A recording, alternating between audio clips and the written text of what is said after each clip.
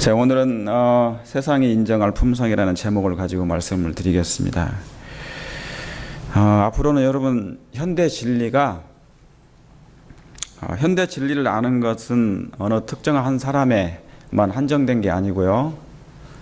이제 모든 사람들이 이 진리를 다 소유하고 가질 수 있는 그런 평준화 시대가 돌아오게 될 것입니다. 만인 제사장설이 천주교에도 있지만은 진리를 저와 여러분도 목사나 그리고 모든 장로님들이나 모든 집사님들 모든 분들이 다 뭐예요? 소유할 수 있지 않습니까? 예, 진리의 지식을 가질 수가 있게 되는 것입니다. 그러나 진리를 아는 것으로만은 뭐예요? 만족할 수가 있어요, 없어요?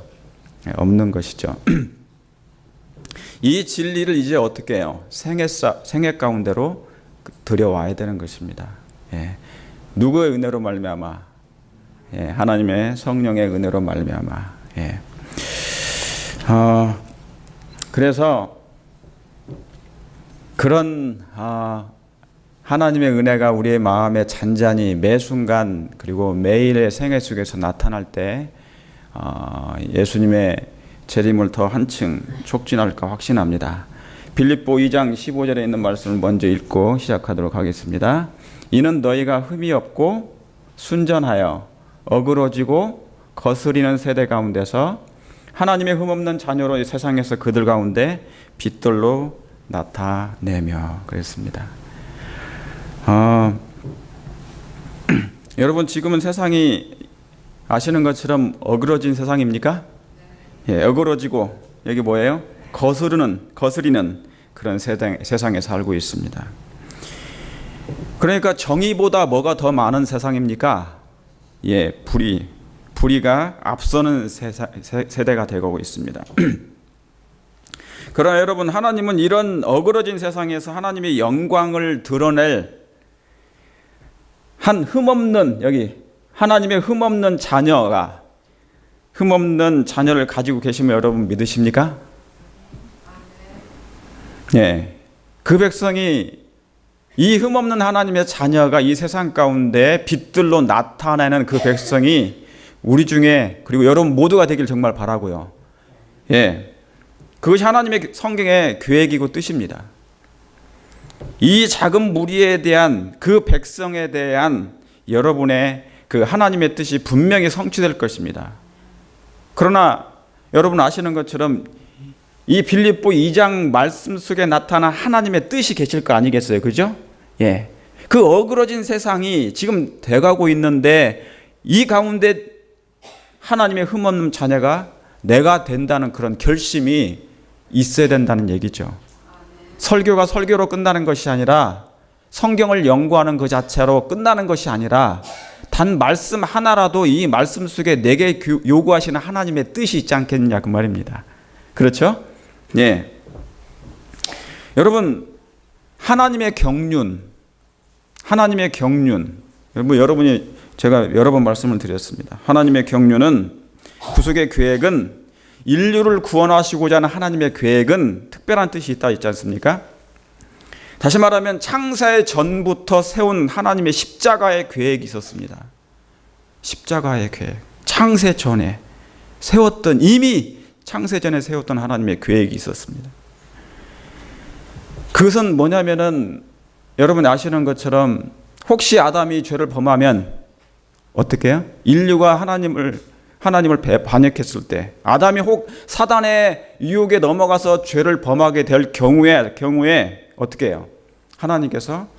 예수님께서 그 죄를 대신하여 속죄하신다는 그런 계획이 있었다 그 말입니다. 그렇죠? 그러니까 창세 전에 이 계획이 세워졌어요. 창세 전에. 그런데 여러분 아시는 것처럼 이미 사단이 타락했지요. 이미 사단이 타락했습니다.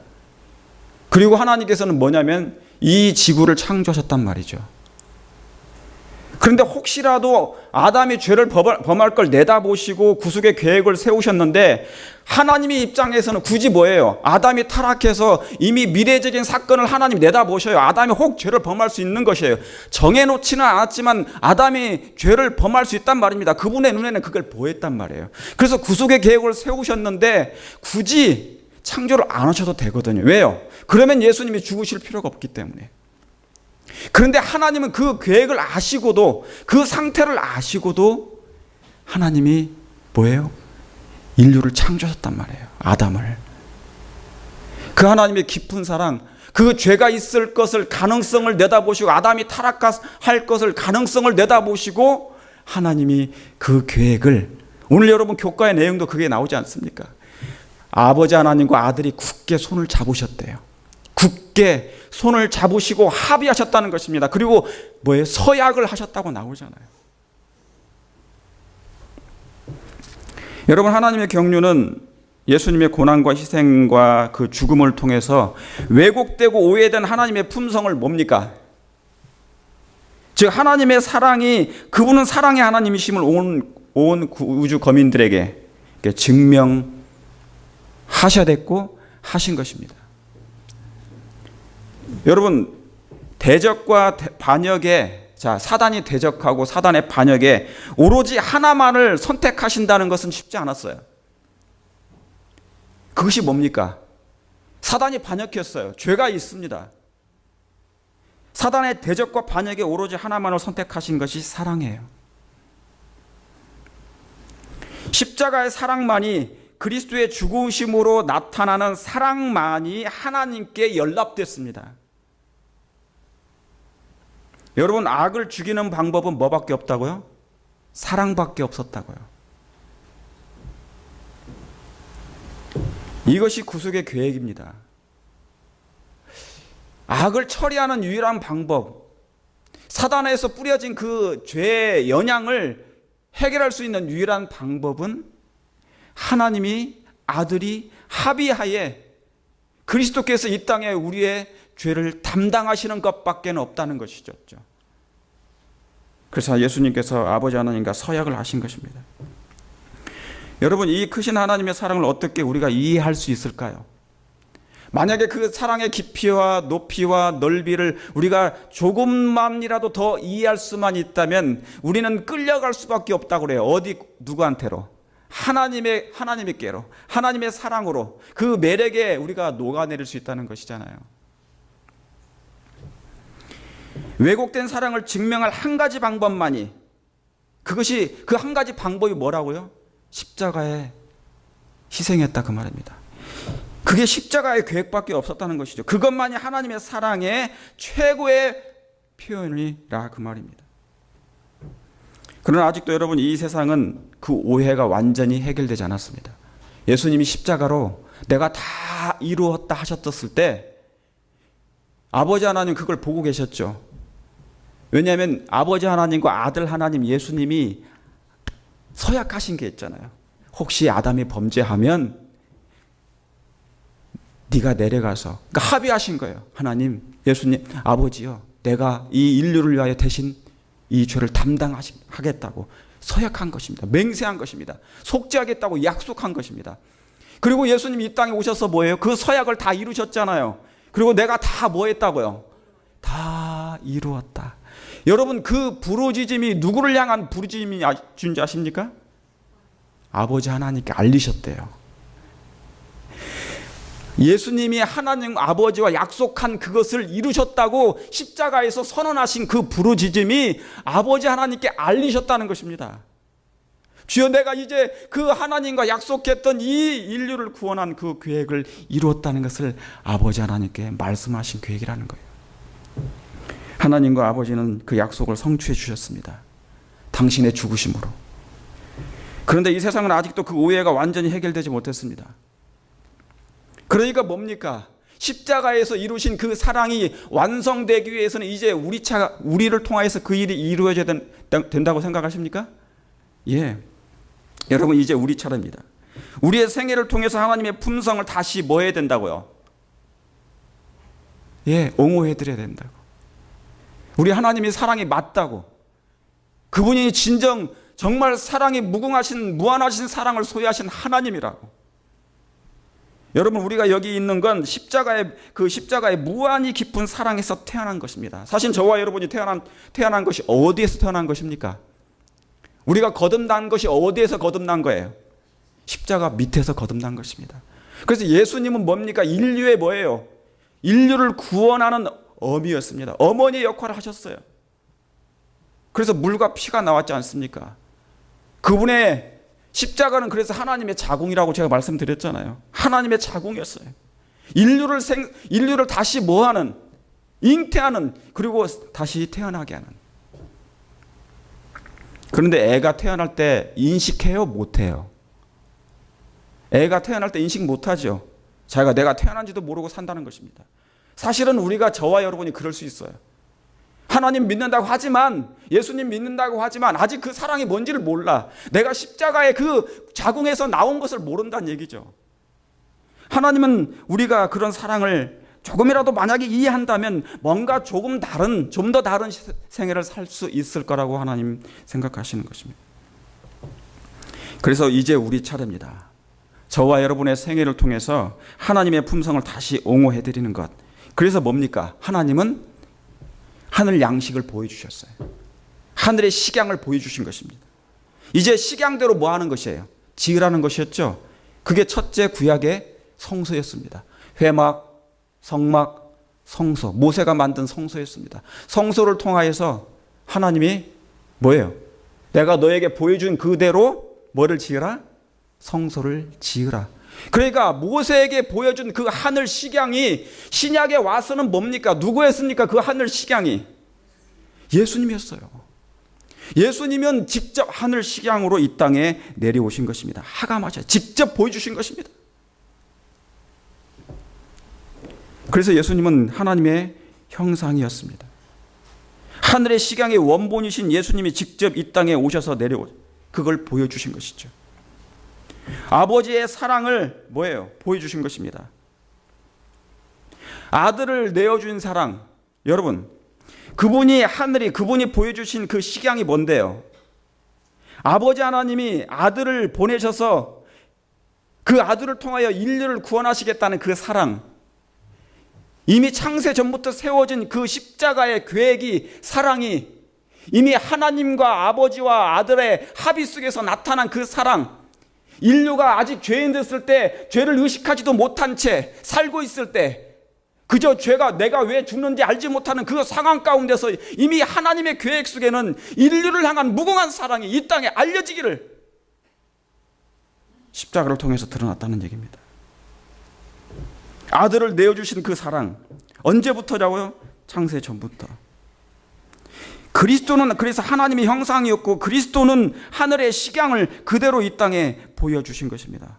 그러므로 여러분도 그분을 뭐예요? 본 그대로, 여기 있는 말씀처럼 예수께서 가라사대 빌립아, 내가 너희에게 이렇게 오래 함께 있으되 네가 나를 알지 못하느냐? 나를 본 자는 아버지를 보았거늘. 자, 이 예수님이 모세가 보았던 그 하늘 성소가 누구였을까요? 아브라함이 보았던 그 동서남북의 그 네 자손이 누구였습니까? 하나님께서 아브라함을 이끌고 가셔서 내가 네 자손이 땅에 뭐예요? 티끌만큼 많겠다 보여주셨잖아요. 그죠? 그러면서 땅 사방을 보여주셔요. 그러면서 뭡니까? 내 자손이 이와 같으리라 하시면서 그것을 뭐예요? 바울, 요한복음 3장 16절 말고 바울이 기록한 갈라디아서 3장 16절에는 그 네 자손이 곧 누구였습니까? 예수 그리스도였습니까? 그 네 자손은 곧 그리스도라 그랬지 않습니까? 그러니까 아브라함이 본 것도 예수님이었고, 예수님의 품성을 본 것입니다. 예수님의 사랑을 본 것이죠. 사랑.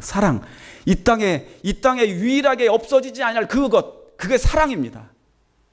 하나님의 사랑만이 우리가 힘있고 사는 것이기 때문에. 그런데 여기 히브리서 8장 5절에 저희가 섬기는 것은 하늘에 있는 것의 뭐예요? 모형과 그림자라. 모세가 장막을 지려할 때 지시하심을 얻은 것 같으니 가라사대 삶과 모든 것을 어디서요? 산에서 내게 보이던 뭐를 쫓으라? 본을 쫓으라.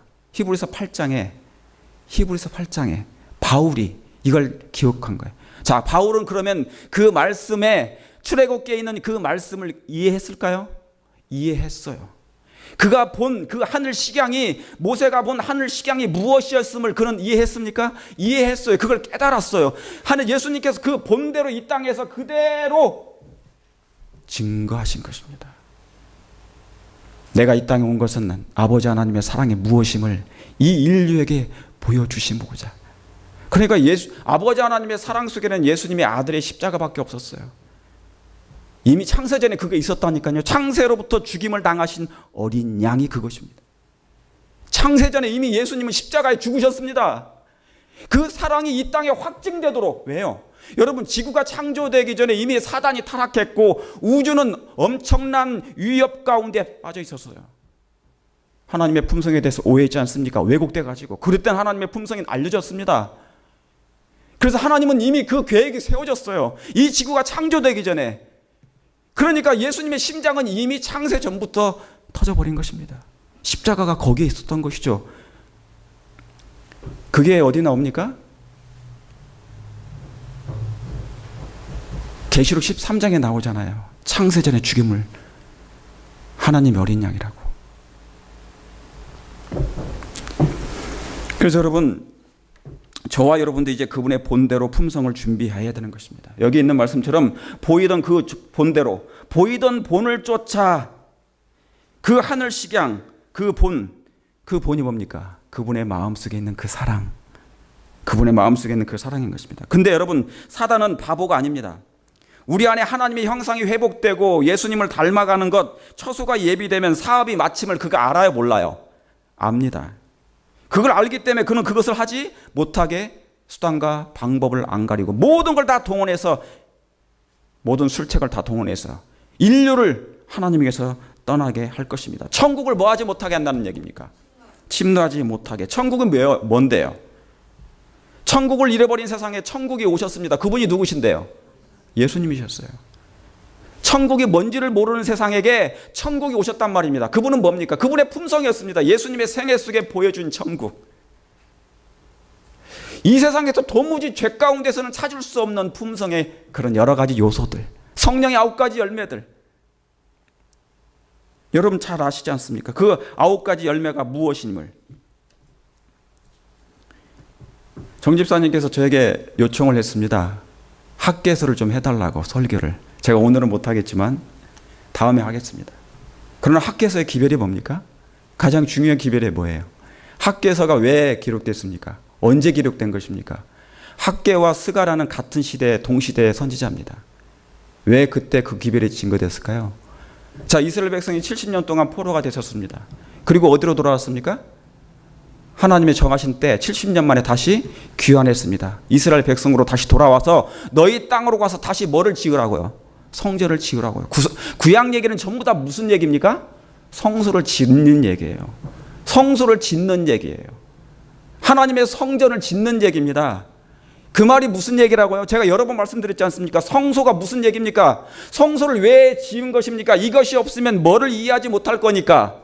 에덴 동산을 이해하지 못해. 잃어버린 우리의 본향이 바로 뭐냐면 성소로 나타난 것이기 때문에 하나님이 그곳에 거하신 성소였지 않습니까? 그래서 에덴 동산은 하나님이 최초에 임하시는 성소였습니다. 최초에 거하시는 성소였단 말이죠. 그래서 성소를 지으라는 것이에요. 그런데 죄로 말미암아 성소가 망가졌잖아요. 죄로 말미암아 에덴이 망가졌잖아. 잃어버렸지 않습니까? 우리 앞에 에덴이 보이지 않지 않습니까? 여러분, 에덴은 정신적인 걸 얘기한 것입니다. 보이는 것을 얘기하는 게 아니에요. 에덴의 흔적, 겉으로 보이는 흔적도 있지만 진실로 보이는 에덴의 흔적은 뭡니까? 정신적인 것입니다. 기쁨과 즐거움, 행복, 사랑, 양선, 이타적인 것 다 예수님의 그 고상한 품성거, 그런 걸 얘기하는 거잖아요. 여러분, 우리가 한나라 갈 때 뭘 가지고 간다고요? 돈으로도 못 가요? 뭘로도 못 가요? 돈으로도 못 가요? 뭣도 못 가요? 오직 뭘로만 간다고요? 믿음으로 가는데 정말 티켓은 믿음 위에 하나가 더 있습니다. 그게 뭐예요? 사랑이에요, 사랑. 사랑의 티켓 없으면 안 되는 거죠. 그 나라의 입구에 뭐냐면 사랑의 하트라는 입구가 있습니다. 그 입구의 사이즈가 저와 여러분의 품성의 사이즈가 같아야 돼요. 그래야만 갈 수가 있는 것입니다.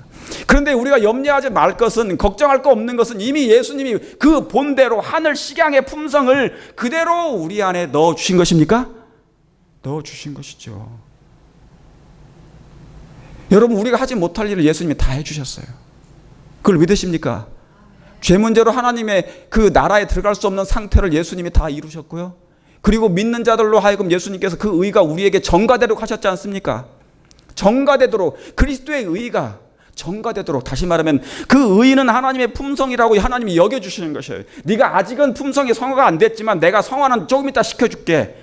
평생에 살 동안 성화는 시켜줄 테니까 그 하나님의 성령을 받아들여서 성령께서는 나의 본을, 나의 아름다운 모습을 보여주실 것이다고. 그 모습이 뭔데요? 예수님의 모습이 뭐였는데? 예수님 아버지 하나님의 품성이었지 않습니까? 사랑. 사단의 머리가 유일하게 깨진 것이 뭐냐면 그 사랑이었습니다. 십자가에서 보여준 것은 하나님의 사랑밖에 없었어요. 그래서 사랑으로 가장 표현된 게 뭐였습니까? 그분의 심장이었지 않습니까? 터져버린 심장. 내가 너를 이렇게 사랑하니 내게 돌아오라는 것이죠.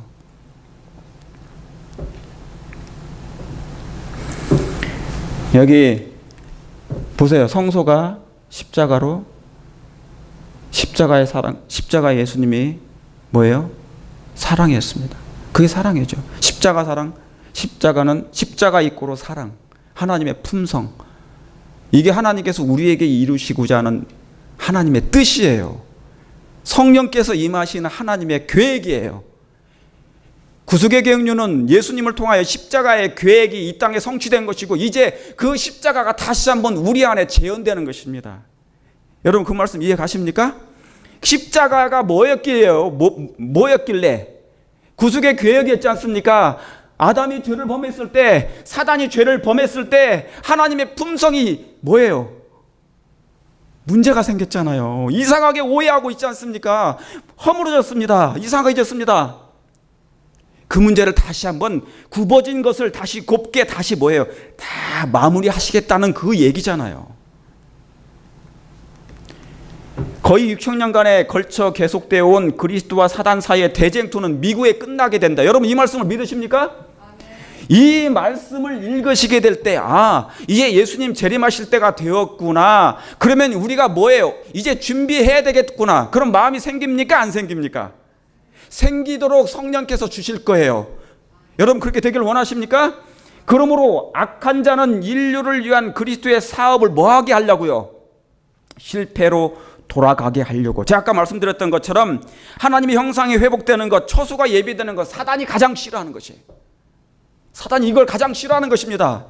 왜? 자기의 때가 얼마 남지 못하게 될 것이고 그는 멸망당하게 될 것이니까.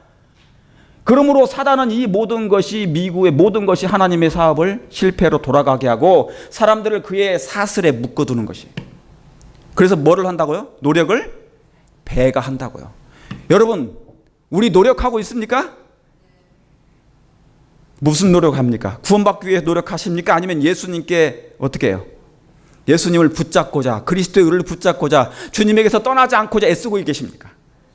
구자죠. 그래야 되죠. 구원의 문제를 하나님이 다 주셨잖아요. 우리의 구속의 문제를 속죄, 죗값을 다 지불하셨잖아요. 그것을 이제 그 값없이 지불된 선물, 이 선물을, 하나님의 선물을 우리가 뭐 하지 않으려고요? 놓치지 않으려고. 여기 뭡니까? 사단은 이것을 놓게 하려고 하는 것입니다. 놓치게 하려고, 실패로 돌아가게 하려고 그런 노력을 배가하고 있는데 우리의 정신과 마음은 어떻습니까? 여러분 식양대로 짓는 일에 하늘의 적합한 품성을 회복하는 일에 가장 큰 걸림돌이 뭐냐면 장애물이 뭐냐면 바로 그런 것입니다. 여기 보세요. 하나 더 읽겠습니다. 구주의 중보 사업이 끝나고 죄를 위한 희생제물이 더 이상 효력을 나타내지 않게 될 때까지 사람들을 암흑과 완고한 상태에 붙들어 두는 것이 그의 목적이다 그랬어요.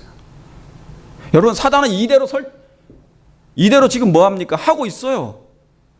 그러니까 내가 지금 믿음이 없다, 씻고 있다, 뜨뜻미지근하다, 세상을 좀 더 많이 가까이, 세상으로 더 가까이 가고 있다, 말씀이 들어오는데, 말씀을 하는데 성경을 보라 하는데 잘 안 봐진다. 그러면 뭡니까? 다 사단의 유혹에 넘어간 거예요.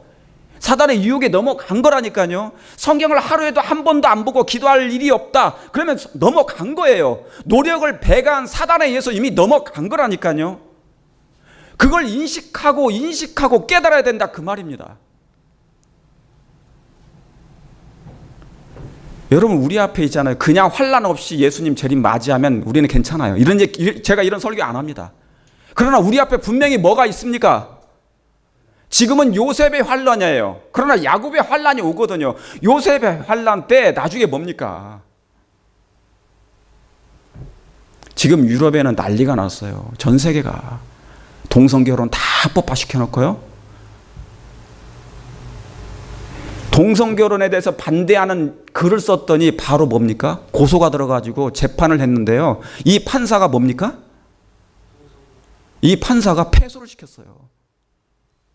아니, 왜 그 글을 못 써요?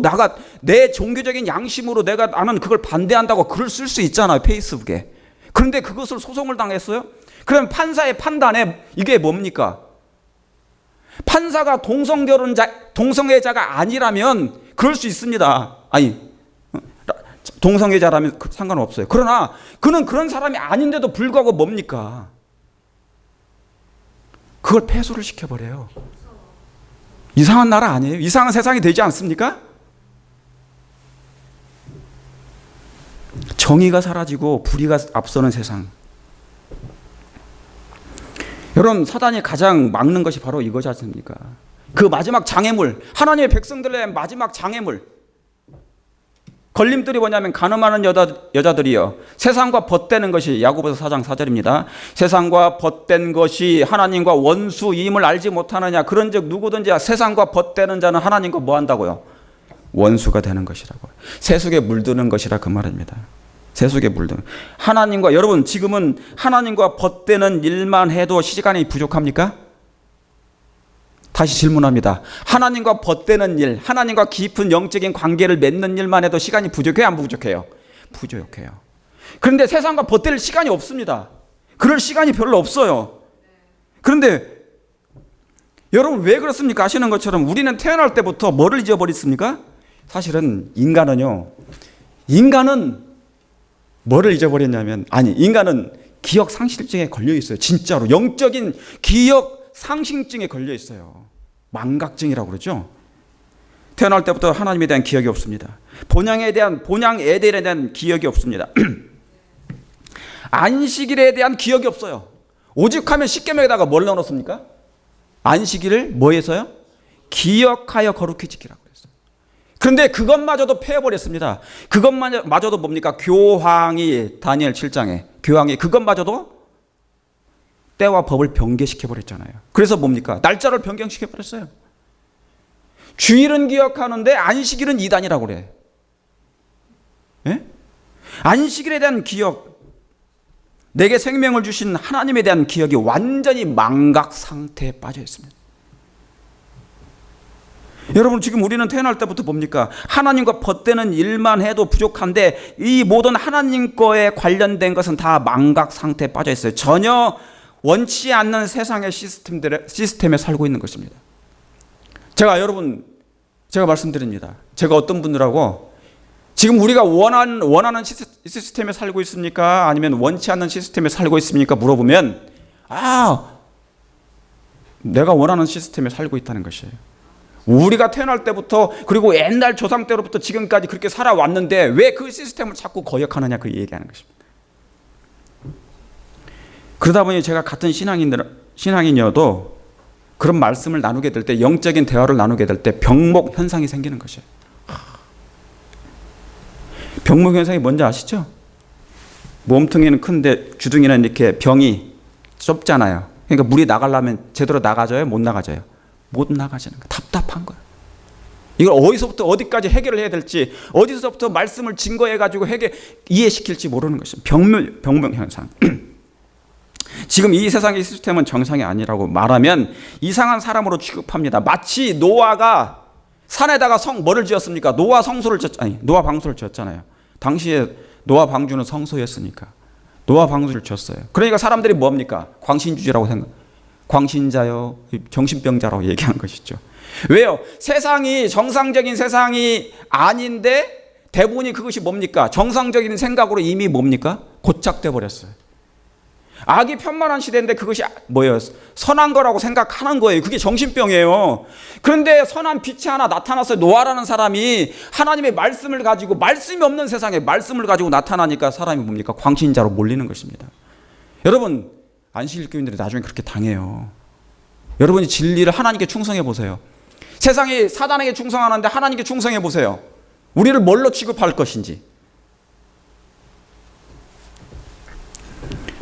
평생에 있잖아요. 농장에 이 소를 기르는 농장의 주인이, 이 소들은 뭐냐면 이 소들을 항상 이렇게 소 우리에다가 갖춰놓고 가둬서 젖을 먹였어요. 그러니까 젖자는 이 소예요. 그런데 평생에 젖소로 살다가 생애 처음으로 이게 들판에 내어진 소들이 있었습니다. 그 광경을 봤는데요. 이 들판을 보고 나가더니요, 얼마나 좋아하는지요. 이 소들이 평생에 우리 안에 갇혀가지고 뭡니까?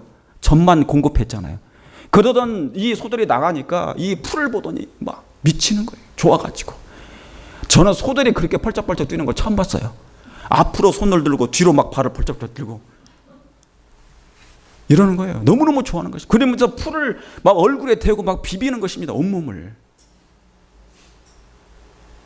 여러분, 원래 소들은 뭐예요? 자기의 생애는 거기서 사는 것이 아니었어요. 갇혀서 사는 것이 아니었는데 인간의 시스템에 살다 보니까 그런 줄 알고 사는 거예요.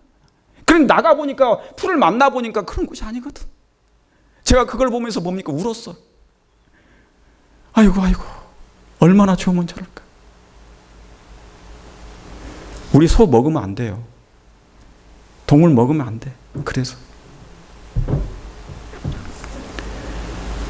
이 뛰노는, 여러분, 우리가 전혀 원치 않는 시스템에 살고 있지 않습니까? 제가 저번에도 말씀드렸던 것처럼 이 황금 물고기 제가 말씀드렸죠?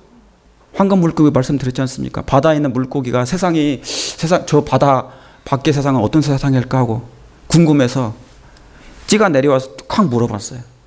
저 세상은 내가 이 살고 있는 바다보다 더 좋은 세상이겠지 하고 넘어갔는데 보니까 숨이 막혀. 물에서 나오자마자 숨이 막히는 것이에요. 여러분, 죄악된 세상은 바로 숨이 막히는 것이잖아요. 그 황금 물고기가 이제 뭐예요? 바다를 떠나서 그리워하면서 그 수족관에서 죽어가지 않습니까? 그런데 죽어갈 때 뭐예요? 뭡니까? 새끼를 낳고 죽어요. 뭐를 그리워하면서요? 자기의 고향인 바다를 그리워하면서. 그런데 이 조상들은 죽었는데 이 새끼들은 여전히 자기 집이 어디란 말입니까? 이 어항이 자기 집인 것이에요. 아무리 저 바다 얘기를 해줘도 모르는 것입니다. 의식이 없어요. 이 세상 시스템이 좋다는 것이잖아요. 가려고 하지 않는 것입니다. 아무리 알려줘도 이젠 기억이 없는 형편. 왜요? 삶에 뭐에 익숙한 것입니까? 이 세상 시스템에 완전히 익숙해져버린 것입니다.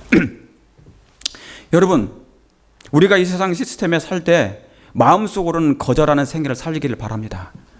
마음속으로는 그렇게 살기를 바랍니다. 만약 그렇지 않으면 양심을 강요하게 될 때 거절하지 못해요. 이 세상의 시스템이 그러니까 그때 거절하지 못해요. 왜요? 그게 익숙해져 버리니까. 그러니까 뭡니까? 진리를 먼저 선택하는 생애의 습관을 들여야 됩니다. 뭐를 선택하느냐? 진리를 선택하는 습관을 갖도록. 하나님께 먼저 충성하는 것이 먼저임을, 하나님께 충성하는 것이 먼저임을. 여러분, 예수님이 얼마나 이 땅에 오셔가지고 얼마나 힘드신 줄 아시죠? 그분은 죄의 모본이, 의의 모본을 지키셔야 되는 분이었어요. 단 하나의 죄를 만약에 유혹에 넘어가잖아요. 그럼 우리는 구원 문제는 이미 끝나버립니다. 하나님께 인자로서, 시대 소방에는 그렇게 나와요. 인자로서 하나님께 온전히 충성하실 것이었다. 이 지구상에 아직도 사단의 지배를 받지 않은 사람이 단 한 사람도 없었어요. 그런데 오직 예수 한 분만이, 당신 자신만이 그 일을 하셔야 돼요. 죄의 더럽힘을 받지 아니하고 사단의 지배를 안 받아야 됩니다. 유혹에 넘어가지 않으셔야 돼요. 그분은 뭡니까? 육신의 죄를 정하셨잖아요. 예? 우리의 죄된 본성을, 우리의 죄 있는 육신을 지니고 계셨던 그분이셨습니다. 그럼에도 불구하고 뭐를 범하지 않으셨는다고요? 사단의 유혹에 넘어가지 않아야 돼요.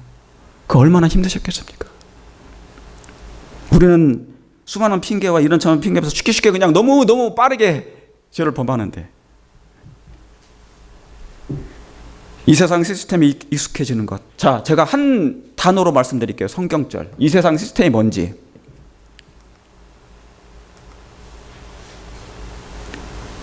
히브리서 2장 15절을 제가 안 적었습니다. 그게 뭔지 아십니까? 히브리서 2장 15절에 히브리서 2장 15절에는 사막으로 말미암아 사망으로 세력을 잡은 자 곧 마귀를 없이 하시며 또 죽기를 무서워함으로 일생에 매여 종노릇 하는 자들을 놓아주려 하심이라 그랬어요. 그러니까 뭡니까? 일생에 매여 뭐 한다고요? 종노릇 하는 것이 바로 이 세상의 시스템이에요. 여러분, 이 세상의 시스템은 바로 이것으로 요약되는 것입니다. 그런데 여러분, 제가 좀 전에 이 말씀, 옛날 이스라엘 백성을 애굽의 정신과 문화에 뭡니까? 물들었었습니다. 그들은 애굽에 400년 동안 머물러 있으면서 애굽의 생활과 애굽의 정신과 문화에 물들어갔습니다. 다시 말하면 벗이 돼버렸어요. 처음에는 거부했습니다. 그러나 점점점 살다 보니까 그것이 자기의 정신이 돼버렸고 자기의 문화가 돼버렸고 이제는 그 문화를 벗어나면 굉장히 뭡니까? 이상한 듯한 그런 느낌이 온 것입니다. 그런데 출애굽을 한 것이죠. 그런 상태. 그들은 여러분 출애굽을 했어도 광야에서 뭐를 그리워했다고요? 애굽을 그리워한 것입니다. 여러분, 그래서 이 쇠뇌라는 것이 얼마나 무서운지 몰라요. 사단이 만들고자 하는 쇠뇌는, 사단이 만들고자 하는 시스템은 바로 그것입니다. 정신과 문화를 자꾸 개발해내죠. 그것에 익숙하게 만들어버립니다. 그러면 뭐예요? 좀처럼 벗어나지 못해요. 그게 사슬입니다. 아까 말씀드렸던 이 예언의 신의 말씀 나왔던 그 사슬에 매어 두기 위하여 그 말씀이에요. 여러분, 애굽을 그리워했습니다. 이스라엘 백성은 출애굽을 했는데도 불구하고 애굽을 그리워했어요. 왜 그렇습니까? 그들은 애굽의 시스템이 정신 문화로 이미 쇠뇌된 것입니다. 이런 상태를 제가 이렇게 의학적인 용어가 있더라고요. 다시 말하면 어떤 사람이 자기를 사육했어요. 그리고 학대했습니다. 너무나 오랜 동안 사육당하고 학대를 당하다 보니까 나중에 뭡니까? 이 사람을 동정하는 일이 생기는 것이에요. 그게 어떤 의학적인 용어가 있더라고요. 여러분, 이스라엘 백성의 상태가 그것이었습니다. 애굽의 노예로 학대를 처음에는 받았을 때 되게 싫어했는데 나중에 너무 오랜 세월을 그런 생활을 접다 보니까 뭡니까? 이제 애굽을 그리워하게 된 것입니다. 그러니까 광야에 나와서 먹을 것이 없으니까 막 뭘 달라는 것입니까? 애굽에 있었던 그것이 그리워가지고 이걸 달라는 것이죠. 자기를 사랑하는 거라고 생각하는 그런 질병. 그래서 동정하고 그리워하고 그래서 결국 뭐를 만들었다고요? 무슨 신을 만들었어요? 우상신을 만들었지 않습니까? 여러분, 이해가 가십니까? 저는 아론도 이해가 안 가요. 솔직하게. 아론이라는 사람은 하나님과 영적인 관계를 맺은 사람이지 않습니까? 그리고 이미 하나님의 놀라운 이적까지 다 맛본 사람들이었어요. 그런데 인간이라는 그 모세가 눈앞에 잠시 안 보인다고 어떻게 아무리 백성이 얘기한다고 이 우상을 만들 수 있을까? 그만큼 애굽이라는 그 시스템이 놀라웠던 것입니다. 아주 치밀하게 인간의 문화 속에 정신 속에 파고 들어간 것입니다. 그러니까 하나님이 눈에 인간적인 하나님이 안 보이니까 누구를 만든 거예요? 뭐를 만든 거예요? 송아지 우상을 만든 것이에요. 그게 질병입니다. 병의 병.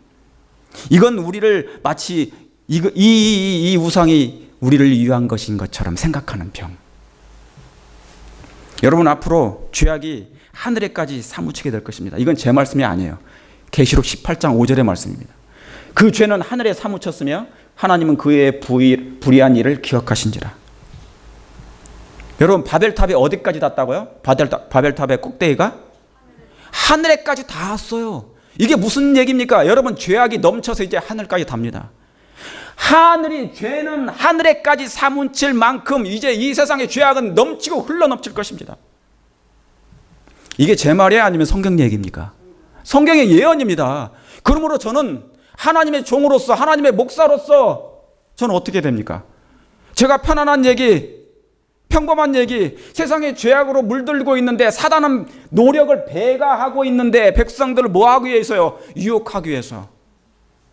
그것을 깨어나지 못하도록, 그 쇠뇌된 정신, 이 세상 시스템에서 깨어나지 못하도록 그는 하고 있는데 제가 그대로 있을 수가 없습니다.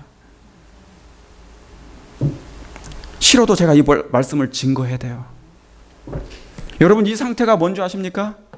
창세기 6장의 5절 상태였어요. 죄가 하늘에까지 사무칠 그 때가 과거에도 있었습니다. 창세기 6장 5절에 여호와께서 사람의 죄악이 세상에 뭐예요? 관영함과, 이게 뭡니까? 죄가 하늘에까지 사무친 얘기예요. 사람의 죄악이 세상에 관영함과 그 마음의 생각의 모든 계획이 악할, 항상 뭐 한다고요? 항상 악해, 항상 악해, 항상 악할. 그렇게 사랑이 많으신 하나님이 얼마나 악해졌으면 이런 표현을 쓰실 만큼, 어떤 표현을 썼어요? 그 다음 절이에요. 땅 위에 사람 지으셨음을 뭐 하셨다고요? 한탄하셨어요.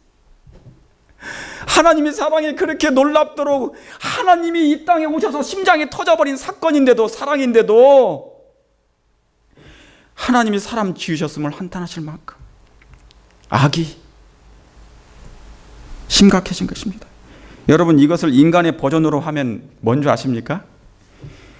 어디서 이런 왼수가 태어난 게요? 그거예요. 어디서 태어났길래 이런 왼수가 태어난 거예요? 사람 지으셨음을 한탄하신 것입니다.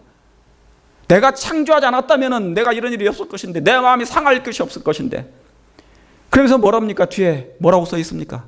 마음에 뭐 하시고요? 금심하시.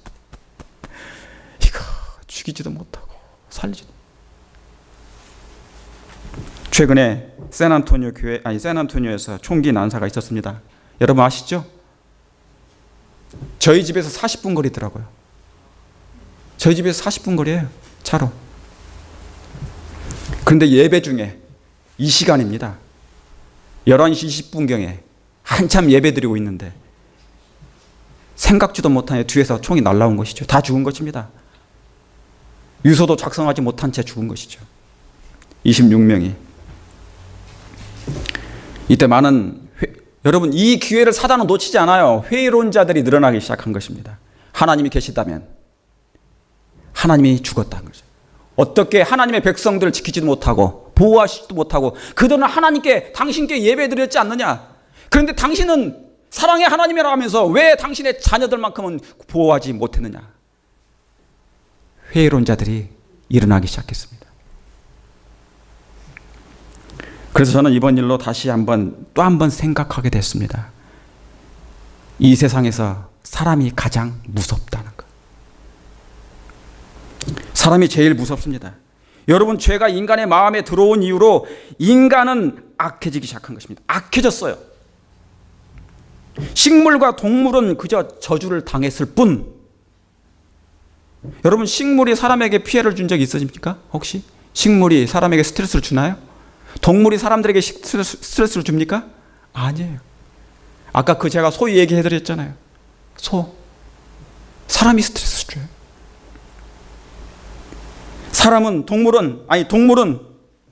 식물은 사람에게 스트레스나 해를 준 적이 없습니다. 그래서 물고기도 사람을 보면 뭐예요? 가까이 와요? 피합니까? 피해요. 물고기도 사람을 보면 피해요. 여러분, 공중에 날아가는 새들도 사람을 보면 피해요. 왜요? 가장 무서운 게 사람이니까. 동물도 사람만 보면 피해요. 여러분 앞에 뭐가 걸어다닙니까? 작은 동물이 있습니까? 나무를 타고 돌아다니는 거 있어요. 그게 뭐예요? 다람쥐가 여러분들에게 온 거 있어요? 온 적 있습니까? 예. 참, 그것은 정신이 좀 이상한 다람쥐입니다. 걔도 지금 제정신이 아닌 거예요. 내가 가야 될지 말아야 될지. 이미 뭡니까? 이 동물들은 말은 못하지만 사람이 가장 두렵기 때문에 항상 무서워서 피하는 거예요. 여러분, 동물들은 사람에게 스트레스를 준 적이 없어요. 사람이 주는 것입니다. 여러분, 미리미가 왜 그렇게 된 줄 아십니까? 미리미가 그렇게 된 이유는 그가 우리한테 얘기했어요. 자기가 병원에 출근하기 전에 울면서 출근했다고. 그러면서 먼저 출근하기 전에 기도했다고 그랬어요. 하나님, 저 병원에 안 가면 안 되냐고. 얼마나 스트레스를 많이 받고 살았으면 그 얘기를 했겠습니까? 스트레스가 여러분 병을 안 만든다고요? 만들어요. 아드레날린 만듭니다. 사람이 망가지는 거예요. 여러분, 이 세상에서 가장 무서운 건 사람이에요. 그래서 앞으로 여러분, 세상 거듭나지 않은 사람은 예수님을 정말 모르는 사람은 예수님의 사랑의 마음속에 그 사랑을 깊이 이해하지 못하고 깨닫지 못하는 그 사람은 사단과 합해서 가장 무서운 사람이 될 것입니다. 그게 미가서에 나와요. 미가서 7장 2절에 이와 같이 뭐가 없어졌다고요? 선인이 없고 정직자가 인간에게 없다고 그랬습니다. 여러분, 미가서의 말씀은 이사야와 같은 시대의 말씀이에요. 무리가 다 피를 흘리려고 매복해요. 뭐를 잡으려고? 동물 잡으려고요? 각기 그물로 형제를 잡으려고. 여러분, 이 말씀 보면 시대적인 말씀입니다. 죄가 하늘에까지 사무쳤고 노아 시대는 사람 지으셨음을 하나님이 한탄하실 만큼 사람이 약해요. 모든 사람들이 사람을 피합니다. 교회가 스트레스 받는 이유도 사람과 사람 때문에 스트레스 받잖아요. 이것만 있는 것입니까? 계시록 13장에 나오지 않습니까? 저가 권세를 받아 그 짐승의 우상에게 생기를 주어 그 짐승의 우상으로 말하게 하고 그 짐승의 우상에게 뭐하지 않은 자는 경배하지 아니냐는 자는 뭐지? 무엇입니까? 몇이든지 다 죽이게 하더라.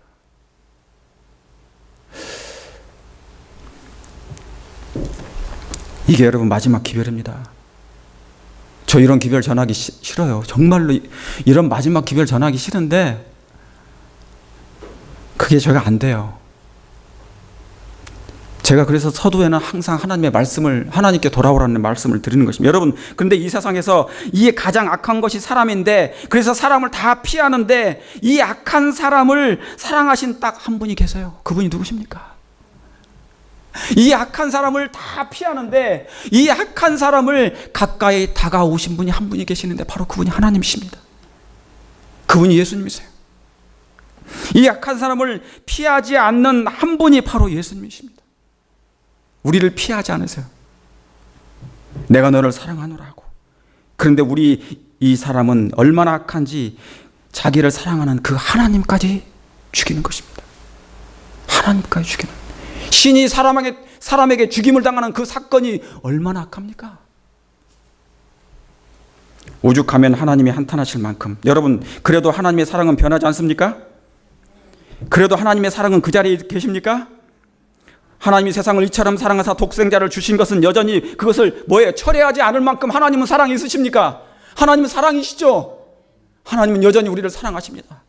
죽음보다 강하게 십자가 그 이상으로 사랑하십니다. 어제나 오늘이나 하나님은 변하지 않으십니다. 창세전에 하나님이 사랑하셨던 것처럼 새말까지 그분의 사랑은 변하지 않으셔요. 이 말씀이 거기에 나온 것입니다. 이사야 11장 9절에 이 말씀이 증명해요. 왜요? 이 말씀은 마지막 때에 선포될 하나님의 기별이니까. 나의 거룩한 산 모든 곳에서 해됨도 없고 상함도 없을 것이니 이는 물이 바다를 덮군 같이 여호와를 아는 지식이 세상에 충만할 것이라고. 여호와의 아는 지식이 뭡니까? 여호와를 아는 지식이 누구예요? 예수 그리스도십니다. 그분은 뭐예요? 누구를 나타냈습니까? 하나님의 품성을 드러냈습니다.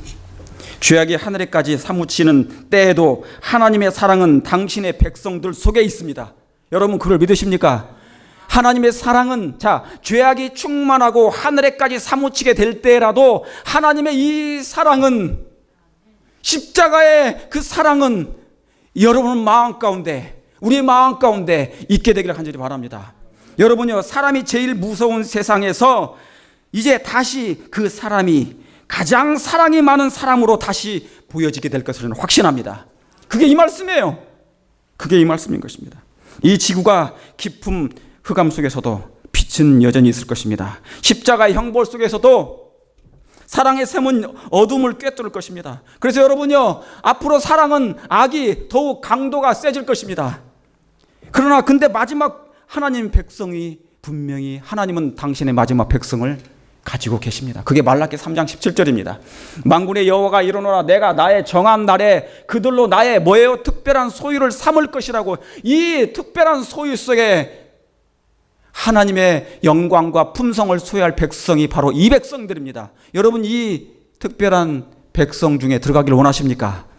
바로 이 속에 속하시길 바랍니다. 이 무리는 하나님의 영광을 온천하에 드러낼 백성입니다. 십자가의 영광이 그들을 통해 드러날 것입니다. 이것이 하나님의 계획이에요. 여러분의 마음 가운데 십자가 있으십니까?